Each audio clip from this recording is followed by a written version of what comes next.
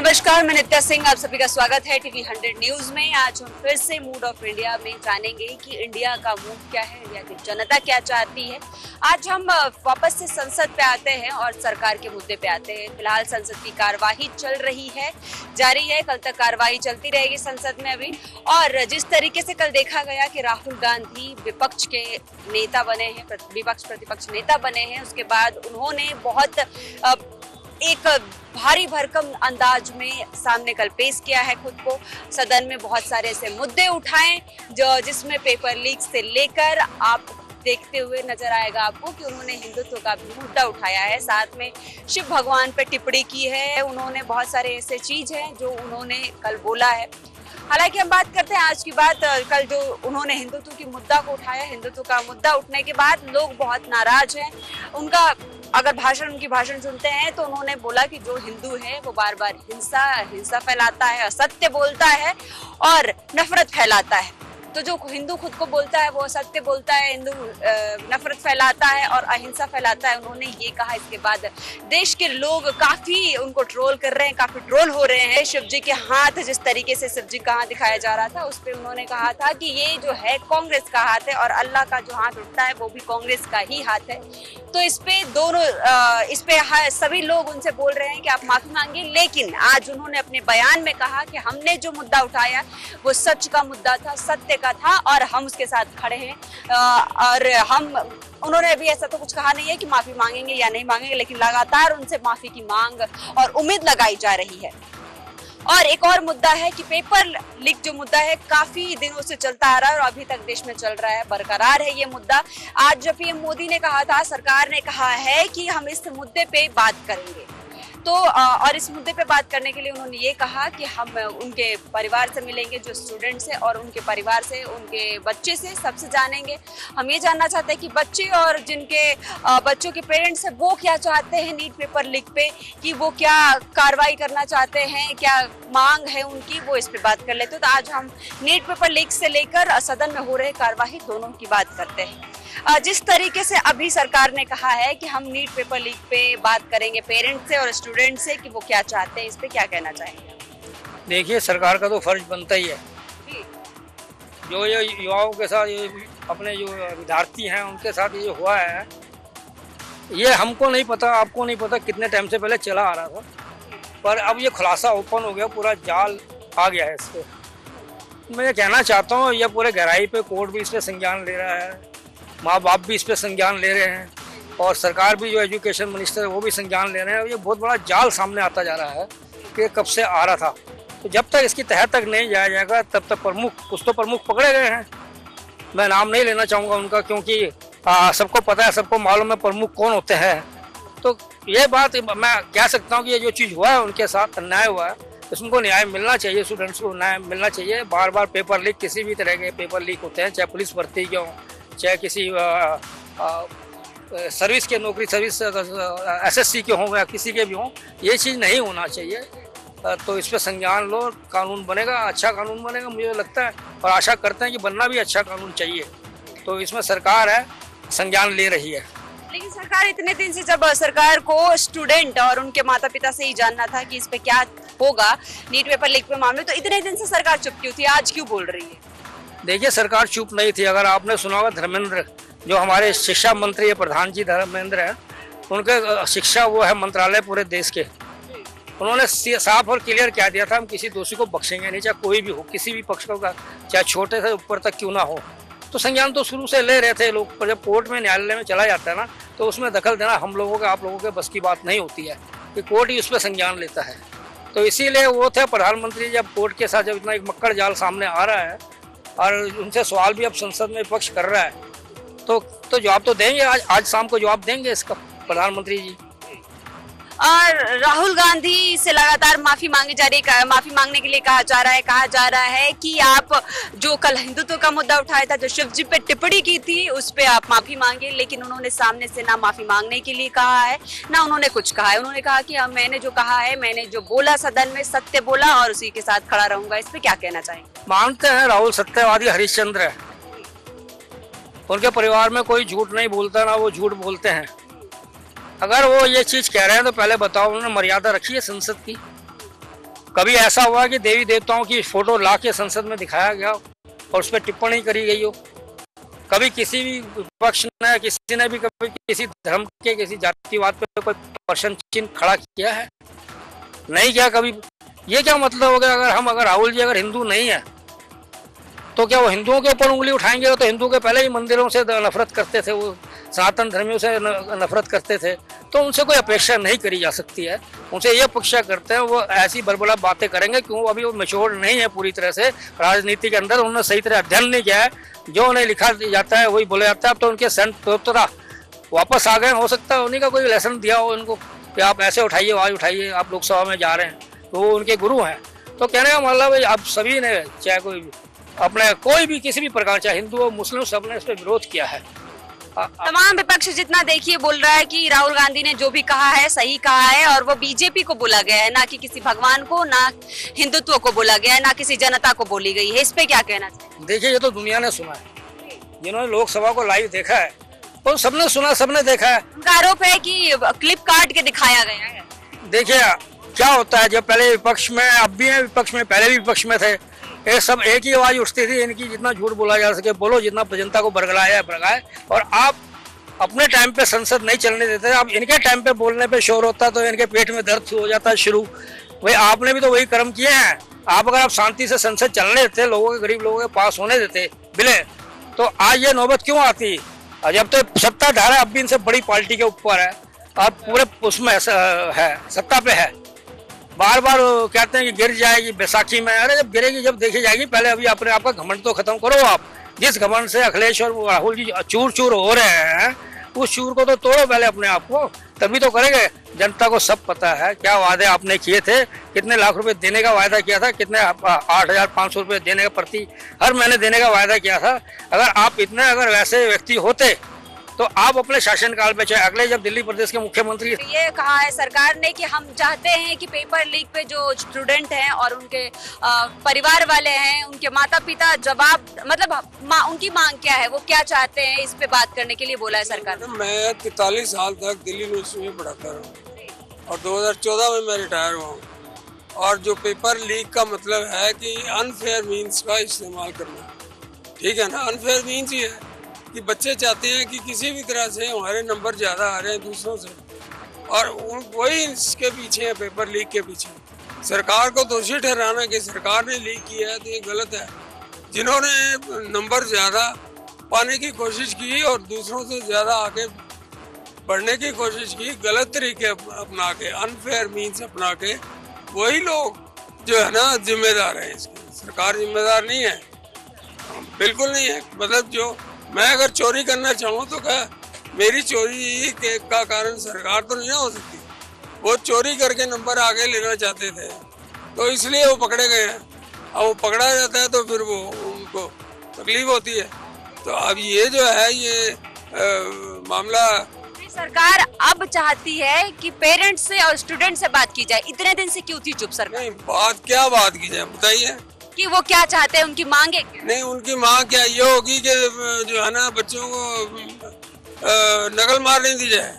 मैंने 600 केसेस जो है दिल्ली यूनिवर्सिटी के साथ। नहीं तो 23 लाख बच्चे, 25 लाख बच्चे थोड़ी नकल किए हैं, कुछ ही बच्चे। हाँ ठीक है, जिसने भी किया है, जिसने भी इनिशिएट किया है, जिसने भी पैसे लेके या पैसे दे के पेपर लीक करवाया है, तो जिम्मेदार तो वो है। अभी संसद चल रहा है, ठीक है, संसद का सत्र चल रहा है और राहुल गांधी बार बार विपक्ष से सवाल कर रहे हैं और हिंदू देवी देवताओं को और हिंदुत्व को लेकर आए हैं, मतलब उन पर टिप्पणी की है, शिव जी पे टिप्पणी की है। इस पे आप क्या कहना चाहेंगे? देखिए, राहुल गांधी की जो मानसिकता है, उनकी जो मानसिकता है वो देश अच्छी तरह जानता है। और इनका जो राहुल गांधी का ही कथन है कि हिंदू को मतलब हिंदू बच्चे जो है, हिंदू लड़के जो है मंदिरों में लड़कियां छेड़ने जाते हैं, राहुल गांधी का कथन है ये। इस बात को देश ने नकारा है। इस बात की वजह से ही राहुल गांधी ने मुंह की खाई है। उनके स्टाइलिंग जैसे लोग कहते हैं कि सनातन संस्कृति को जला देना, मतलब नष्ट हो जाना चाहिए।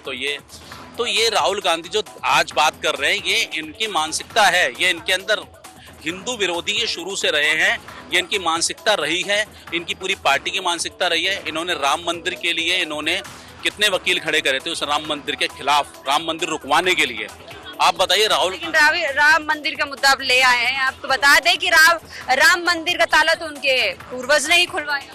तो बंद क्यों करा फिर? खुलवाया तो खुला रहने देते, खुला रहने देते। अगर आपने खुलवाया था, अगर आपसे गलती से आपने खुलवा दिया किसी प्रेशर, हिंदू प्रेशर की वजह से, गलती से खुलवा, हाँ अगर गलती से आपने खुलवा दिया किसी हिंदू प्रेशर होने की वजह से, तो फिर बंद क्यों कर दिया? कौन से प्रेशर से बंद करा?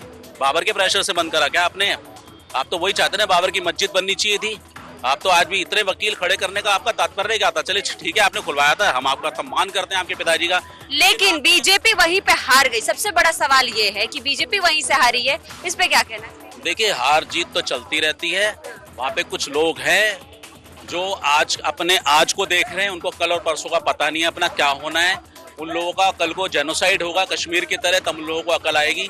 उस बात के लिए हम नहीं कहते, लेकिन एक हार के साथ हमारी 4 जगह, लेकिन इसी पे हमारी जीत भी हुई है। काशी विश्वनाथ से हम जीते हैं, हरिद्वार से हम जीते हैं, मथुरा से हम जीते हैं मैडम। और ये मत भूलिए, लेकिन जो 500 साल बड़ा मुद्दा था वहाँ पे जाके हार गई कोई हार नहीं कहेंगे मैम, इसको कोई हार नहीं कहेंगे। आज भी बीजेपी ये सारा बहुमत सारा मिलकर के, सारे बागड़ बिल्ले मिलकर के भी इतना बड़ा आंकड़ा नहीं ला पाए जितना अकेली बीजेपी पार्टी को मिला है। ये बात हजम नहीं हो रही इनको। 2 अंकों से ऊपर सीट नहीं आई है इनकी, शुरू से लड़ते आए, तीसरी बार मुंह की खाई है इन्होंने अब भी। इसी पे हम आपको बता दें, आज संसद में अखिलेश यादव ने भी कहा कि जहाँ पे ये गए पहुंचे और हिंदुत्व को जगा रहे थे, लेकिन आपको पता होना चाहिए कि अयोध्या में हिंदू जाग गए हैं, उन्होंने ये कहा अखिलेश यादव ने। इस पे क्या कहना है? कोई बात नहीं, अभी चुनाव आ रहे हैं, विधायक के चुनाव हो रहे हैं, लोकसभा के चुनाव थे ये, इसमें कुछ लोगों का मत होगा, नहीं मत होगा, जो भी इनकी मंशा होगी ठीक है। आगे विधानसभा चुनाव, लेकिन आप अखिलेश जी, आपको तो बोलना शर्म ना आनी चाहिए आपको। आपने तो कार सेवकों के ऊपर गोलियां चलवाई थी इसे अयोध्या के विरुद्ध। आपके पिताजी मुलायम सिंह के राज में क्या हुआ था? कितने हमारे कार सेवकों को मारा था आपने गोलियों से, बोरियों में डुबो के, सरयू नदी में उनका आज भी लहू चिक कर कहता है। वहाँ के अयोध्या वासियों की गलती है, ठीक है, उनको रियलाइज होगा, लेकिन ऐसा नहीं कि देश का आखिरी चुनाव है। यूपी के अंदर आज भी योगी जी हैं, सब धर्मों का सम्मान करते हुए, सबको इक्वल होते हुए, सारी जितनी भी बीजेपी के द्वारा दी जाने वाली जितनी भी सुविधाएं, हर वर्ग हर समुदाय उसका भरपूर मात्रा में स्वागत कर रहा है। हर किसी को बराबर मात्रा में सब चीजें मिल रही हैं। अब आप देख लीजिए, ये इन लोगों की करनी जो थी सामने, देश के सामने आ गई है, ये खत्म हो गए हैं बिल्कुल। मैं कह रहा हूँ ये साथ साथ उन्होंने ये भी बयान दिया है अखिलेश यादव ने कि ईवीएम पे मैं भरोसा नहीं करूंगा, अगर 80 की 80 लोकसभा सीटें जीत कर भी आता हूँ तब भी मैं भरोसा नहीं करूंगा। इस पे क्या कहेंगे? और नीट पेपर लीक पे भी उठाए हैं सवाल कि नीट पेपर लीक का जो मामला आया है, इस सरकार में एक गैंग बना के आया है, गैंग की सरकार बनी। ये इनके टाइम पे भी होता था मैम, हर तरह के जो परीक्षा के घोटाले होते थे, ये पहली बार नहीं हुए। और हम तो कहते हैं दोषियों को सजा मिलनी चाहिए, फांसी पे लटका देना चाहिए उनको। लेकिन कोई अगर गलत कोई एक्शन आता है इसकी, तो रिएक्शन में समय लगता है, और रिएक्शन भी भरपूर मात्रा में हो रहा है। जिन्होंने गलत करा उनके खिलाफ सख्त एक्शन लिया जा रहा है और आगे लिया भी जाना चाहिए। अब इनकी बात करते हैं, इनकी सरकारों के टाइम पे बैलेट पेपर होते थे, कितने घपले होते थे, पूरी पूरी पेटियां की पेटियां गायब करा देते। ये लोग गुंडा एक्ट था, समाजवादी पार्टी तो पूरे गुंडा एक्ट के नाम से फेमस थी ना पूरी यूपी के अंदर। अभी पेपर लीक की हम बात कर ले, पेपर नीट, जो नीट पेपर लीक मामला चल रहा है, इस पे बहुत बार सरकार बोली, विपक्ष बोल रहे हैं, बार बार मुद्दे उठा रहे पेपर लीक को लेकर। आज मतलब सरकार ने कहा है कि हम इस पे पेरेंट्स से और स्टूडेंट से बात करेंगे कि वो क्या चाहते हैं, उनकी मांगे क्या है। इस पे क्या कहना है? आज तक कभी ऐसा सुना था? इतने साल हो गए, कितनी बार सैकड़ों पेपर लीक हुए, आज तक कभी इस राहुल गांधी ने, आपको बता दे, राहुल गांधी ने कहा था कि 7 साल में 70 पेपर लीक हुए। इस पे क्या कहें? अपने 60 साल में बताएं वो कितनी बार लीक हुए। ये तो शुरुआत ही उन्होंने करवाई थी, सैकड़ों पेपर लीक हुए हैं। तो 7 साल के बारे में वो क्यों बात कर रहा है? वो पिछले 60 साल की भी तो बात करे ना। जब उसके ना, पास क्यों नहीं कराए? पास भी 70 साल में इन्होंने, 70 में और 10 साल में अब लगा लो, इन्होंने जो लीक कराए तो पास भी कराना चाहिए। किसे कराना? सरकार को, दोनों सरकार को कराना चाहिए था ना, क्योंकि ये जुमलेबाजी छोड़ दिया इन्होंने। छोड़ दी जुमलेबाजी सरकार ने, मोदी सरकार ने और कांग्रेस सरकार ने छोड़ा है। जब इन्होंने बोला कि हम रोजगार लाएंगे, हम इतनी भर्तियां निकालेंगे, भर्ती निकालने की मोहलत आती है तो इनको चुनाव का पीरियड आता है तो ये लीक करा देते हैं लोग।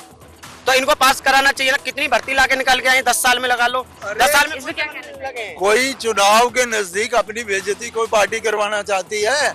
ये सारी कांग्रेस की और ये जो पार्टीज हैं, अपोजिशन पार्टीज, ये उनकी स्ट्रेटेजी की वजह से ही पेपर लीक हुआ है और उसी को एक्सप्लॉइट करने के लिए ये सारा ड्रामा हो रहा है।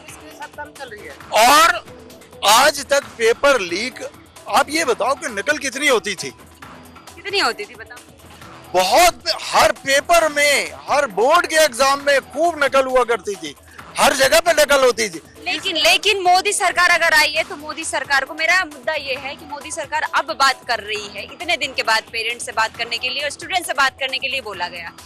इसके पहले कहाँ थी सरकार, इसके पहले क्यों नहीं बोली? आज तक किसी प्राइम मिनिस्टर ने ऐसा कहा कि हम बात करते हैं, पेरेंट्स से भी बात करते हैं हम, और लोगों को पकड़ा?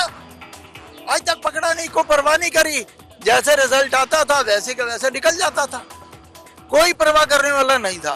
पहला चांस है जब सरकार ऐसे स्टेप्स ले रही है कि नकल करने वाले लोगों के विरुद्ध, करवाने वाले लोगों के विरुद्ध कार्रवाई की जाएगी। आज तक कभी नहीं हुआ, और आज तक कभी सुना था कि पेरेंट्स से बात करेंगे, स्टूडेंट से बात करेंगे, कहीं किसी ने की? आज तक नहीं की है। तो ये तो सब है, जितना सुधार कराने की कोशिश ये सरकार कर रही है, आज तक ऐसा प्रयास किसी ने नहीं किया है।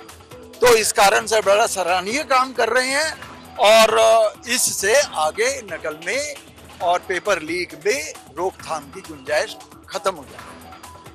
जिस तरीके से आपने देखा, जनता ने राहुल गांधी को और अखिलेश यादव दोनों के बारे में, या जिस तरीके से अखिलेश यादव ने संसद में आज कुछ पेपर लीक पे सवाल उठाए, तो ईवीएम पे ही साथ साथ सवाल उठाए और सरकार को भी घेरा, अयोध्या के मुद्दे को लेकर, अयोध्या को लेकर कहा कि सरकार जो हिंदुत्व का मुद्दा उठा रही है, हिंदुत्व को जगा रही है।